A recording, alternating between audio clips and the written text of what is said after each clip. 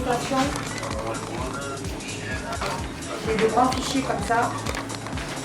Ça c'est fichier renseignement joueur et après mon listing il est La ici. température c'est bon Amine? Température, non je vais reprendre. Attends, bah. Température et poids.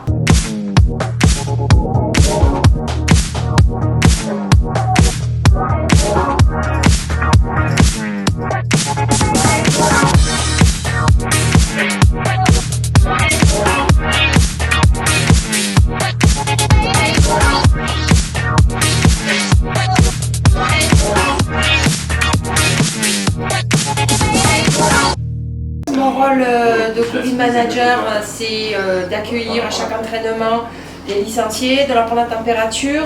Bon, pour les seniors, c'est un peu plus délicat parce que je prends le poids toutes les semaines et de m'assurer qu'il n'y ait pas de température élevée. Si c'est le cas, ça m'est arrivé 2 fois, je les mets de côté.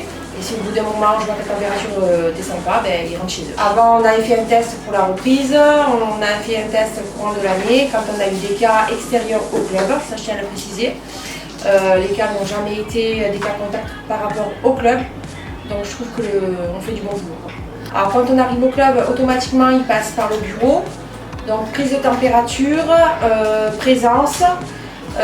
Pour licenciés et accompagnateurs. Pour les petits tout, ben, c'est un peu plus... On a rajouté lavage des mains automatique à l'entrée du terrain, quand ils sortent des terrains, avant de goûter, et un sens de circulation.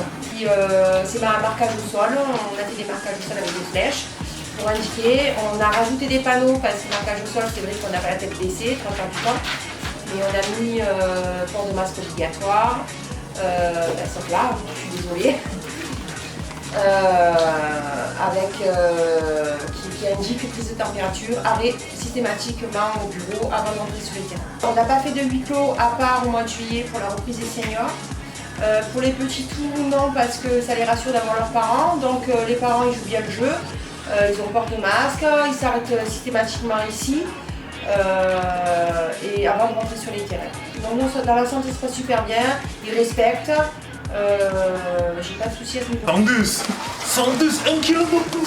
Qu'est-ce que tu manges à la maison? Non, mais dans ma balance à maison, c'est pas ça.